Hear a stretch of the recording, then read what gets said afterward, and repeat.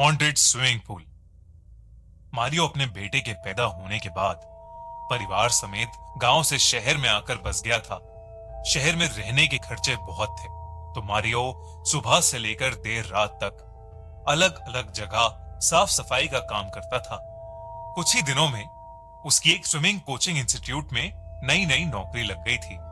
काम ज्यादा नहीं था, बस रात को 9-10 बजे की कोचिंग के बाद अगली सुबह 4 से 6 बजे की अर्ली मॉर्निंग कोचिंग के लिए स्विमिंग पूल को अच्छी तरह से साफ करना था। पर अपनी इस नई नौकरी की पहली रात को जो भयानक घटना मारियो के साथ होने वाली थी, उसका उसे बिल्कुल भी अंदाजा नहीं था। वो इंस्टीट्यूट अमेरिका के बेस्ट स्विमिंग इंस्टीट्यूट में से एक था।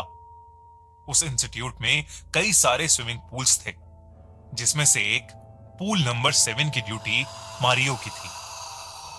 अपनी नौकरी के पहले दिन मारियो अपने टाइम से भी पहले पहुंच गया और कोचिंग खत्म होने का वेट करने लगा। पूल नंबर 7 में जहां सब लोग स्विमिंग कर रहे थे, वहीं मारियो को अंधेरे में एक लड़की दिखी, जो बस उस पूल के एक कोने में खड़ी पानी को घूरे जा रही थी।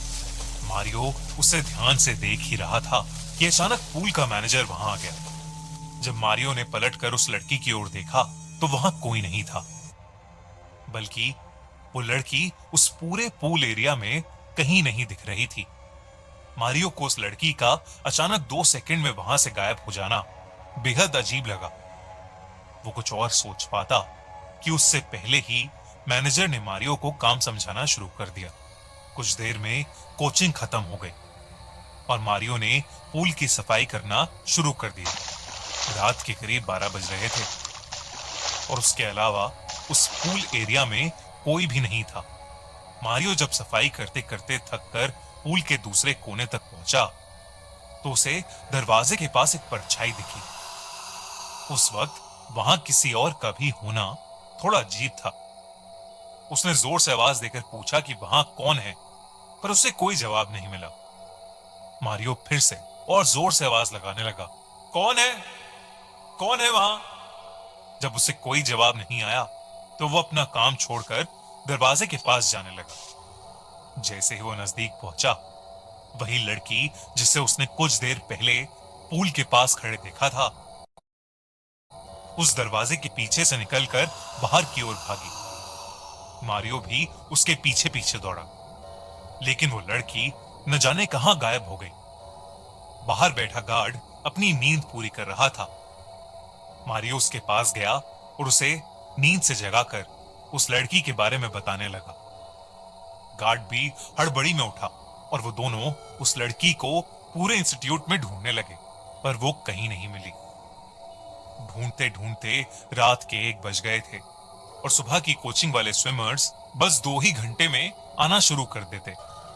इसलिए मारियो फटाफट अपने काम पर वापस लग गया।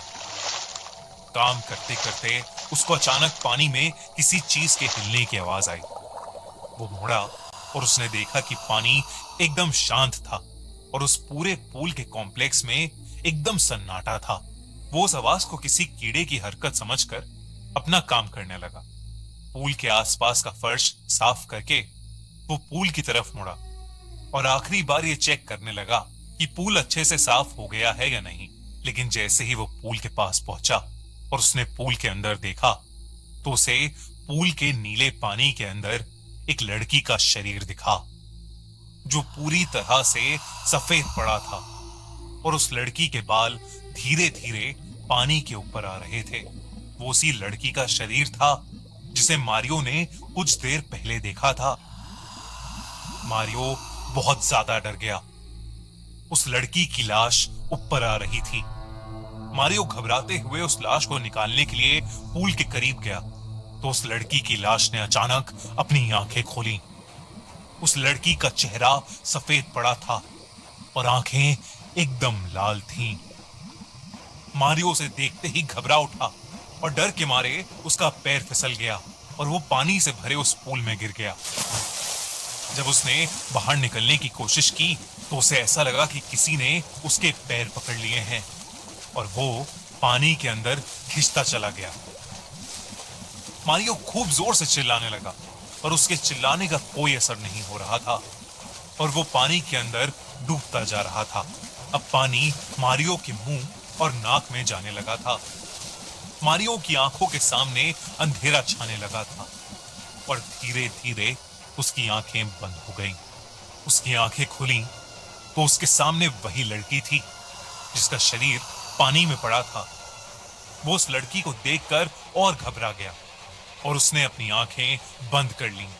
वो जोर जोर से चिल्लाने लगा और कुछ देर बाद जब उसने वापस आंखें खोली तो उसे एहसास हुआ कि वहां सुबह की क्लास के लोग और वो सिक्योरिटी गार्ड खड़े थे और वो लड़की दूर दूर तक कहीं नहीं थी।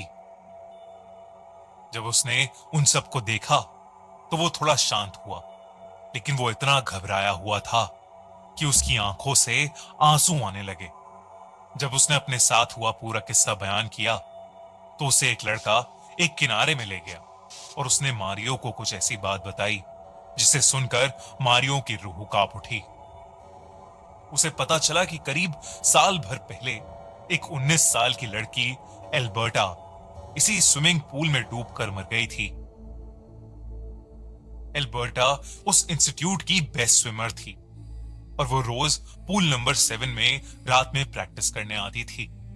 उस इंस्टीट्यूट की एक स्टूडेंट ने जलन में आकर एक रात एल्बर्टा के साथ शरारत करने के बहाने उसे डुबा दिया और वहां से चली गई। उस स्टूडेंट को यह नहीं पता था एल्बर्टा को उस दिन पूल के अंदर जाते ही कंकशन हो गया था, जिसकी वजह से वो पानी में बेहोश हो गई और उसकी पानी में डूबने के कारण मौत हो गई थी।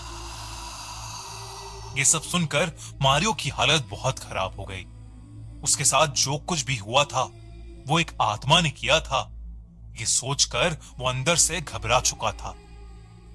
उस लड़की का चेहरा उसके दिमाग से निकल ही नहीं रहा था, इसलिए उसने अगले ही दिन वो नौकरी छोड़ दी। उस इंसिडेंट के बाद मारियो के मन में हमेशा के लिए पानी का डर बस चुका था।